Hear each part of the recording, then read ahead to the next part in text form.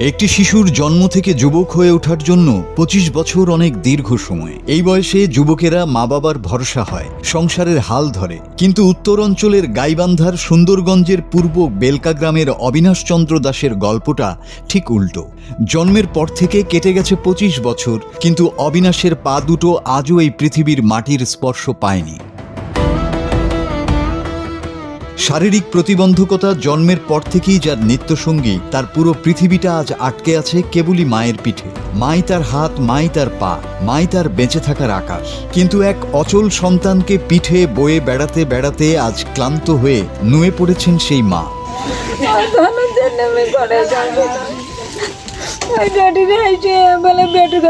মানুষের মাওয়াসি থাকে, আমার মাওয়াসি থাকে না, পাগলা ভাই আমার হাউস নাই বলে যা থাকে। মুইজন না থাকো মোর বাবা কান্দে। ও বান্ধব গেছিল একদিন তালা দিয়ে একদিন উল্লেট বছরই বাড়িতে কেউ নেই। এখন ঠিক সবাই আছে, সকলে ঘরে ঘরে গেছে। একলা বাড়ি নয়, আগ্নি দিয়ে উল্লেট বছর কাটতে গেছে।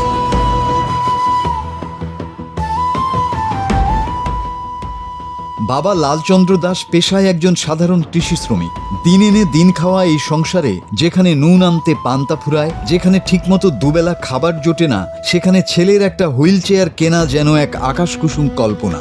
একে ছাড়ি যাই কোন ভ্যানের তলে পড়ে কি সমস্যা, এর না কোনো হুঁশ না কোনো বোধ, এর মতো অবস্থায় আমার দিন যাচ্ছে, তরুণ অবস্থায়। আর কদিন বা বাইশ হয়, ছেলেরও তো বয়স অনেকটা, আমারও তো বয়স হয়ে গেল, এখানে আর কী করতে পারি। মাটির বুকে একটু স্বাধীনভাবে চলাফেরার আকুতি নিয়ে অবিনাশ আজও চেয়ে থাকে আকাশের দিকে। কিন্তু তার সেই আকুতি কি পৌঁছায় আমাদের কানে? হয়তো পৌঁছায় না, কারণ প্রতিবন্ধী এই যুবকের চরম দুর্ভোগ চোখে পড়ে না শুধু প্রশাসনের। দায়িত্বশীল সরকারি কর্মকর্তারা একে অপরের উপর দায় চাপিয়েই খালাস। সরকারি অফিসের টেবিলে টেবিলে ফাইল ঘুরে, কিন্তু অবিনাশের ভাগ্যের চাকা ঘুরে না। এটা তো আমাদের দেওয়ার কথা না, যেহেতু বিভিন্ন সংস্থা থেকে দেয়। তারপরেও যে কথা বলেন, যে সমস্ত অর্গানাইজেশন এটা দান করে তাদের সঙ্গে যোগাযোগ করে দেবে প্রয়োজন হলে।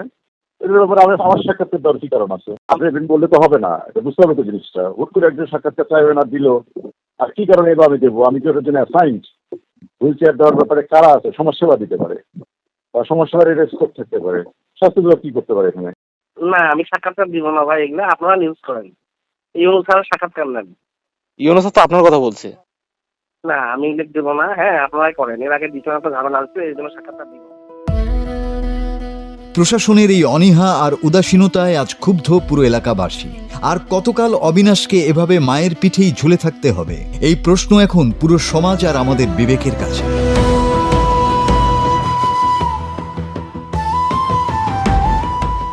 ২৫ বছরের এই দীর্ঘ লড়াইয়ে মায়ের পিঠ আজ বড্ড ক্লান্ত। অবিনাশের পায়ের নিচে একটুখানি মাটির স্পর্শ দিতে সমাজের বিত্তবান আর প্রশাসন কি আজ এগিয়ে আসবে, নাকি দায় এড়ানোর এই চাদরেই চিরতরে ঢাকা পড়ে থাকবে একটি অসহায় পরিবারের শেষ আর্তনাদ? Desk report, Bangla TV.